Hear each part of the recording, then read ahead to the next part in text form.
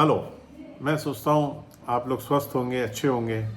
इस Covid time में एक बहुत चर्चा चल रही है कि वैक्सीनेशन। अब वैक्सीनेशन की बहुत चर्चा चल रही है। तो वैक्सीनेशन में मैं सोचता हूँ इंडिया बहुत आगे है। और वैक्सीनेशन को जितना तेज़ी से इंडिया में किया जा रहा है, इसके पहले कभी सोचा भी नहीं जा सकता था।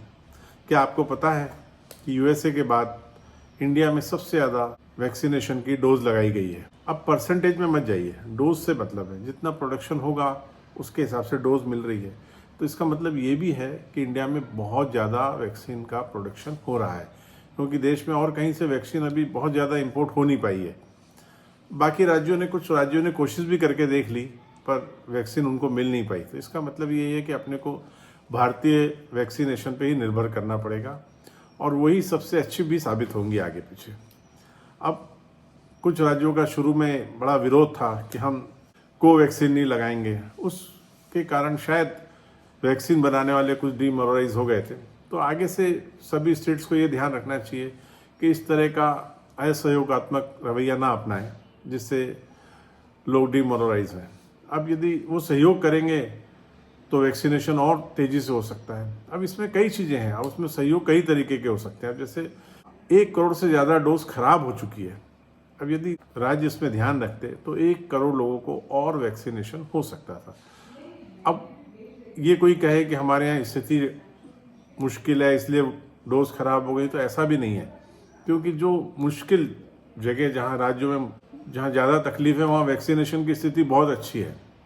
जैसे कि हिमाचल में वैक्सीन सबसे खराब होने की दर है, और सबसे ज़्यादा खराब होने की दर है तमिलनाडु, राजस्थान, हरियाणा, जो ज़मीन से बड़े अच्छे से कनेक्टेड है, रोड से अच्छे से कनेक्टेड है, वहाँ वैक्सीन खराब हो जाती है। बड़ा आश्चर्य होता है। हिमाचल जहाँ जाना बहुत डिफ़िकल्ट होता है, वहाँ वैक्सीन कम खराब होती है। तो इसलिए ये कहना है कि हमारे यहाँ ट्रांसपोर्टेशन की तकलीफ़ है, ये सब बहानेबाजी लगती है मुझे।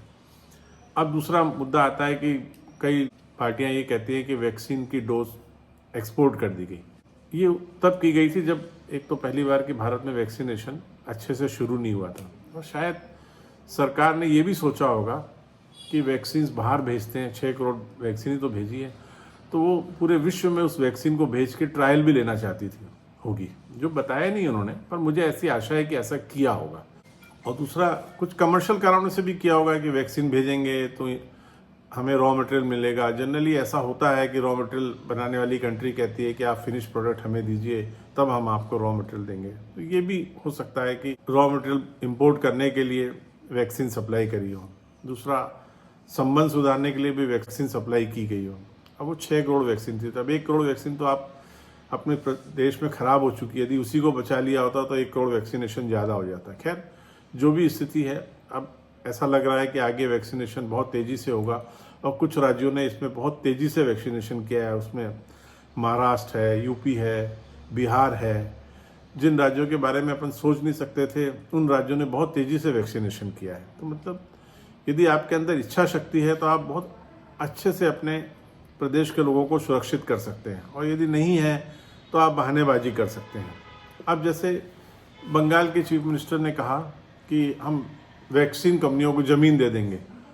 अरे, जो वैक्सीन कंपनियां ऑलरेडी देश में उपलब्ध हैं वो वैक्सीन बनाने में अभी समर्थ नहीं है, तो ज़मीन दे देंगे, वहाँ वैक्सीन की कंपनी खड़ी होगी, तो शायद वो वैक्सीन 10-12 साल बाद आएगा। अब मुझे ऐसा लगता है उनको पुरानी, शायद जब वो कभी केंद्र में मिनिस्टर रही थी तो ऐसे ही होता होगा कि कोई प्रोजेक्ट बनता था तो 10 साल बाद पूरा होता था।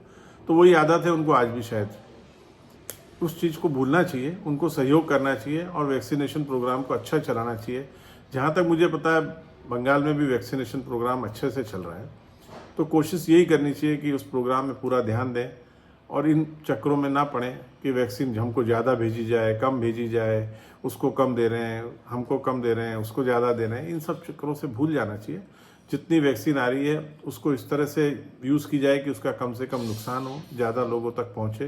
क्योंकि जो अभी तक समझ में आ रहा है, इस कोविड का इलाज केवल वैक्सीनेशन है। अभी कोई फुल प्रूफ मेडिसिन इसकी निकल नहीं पाई है।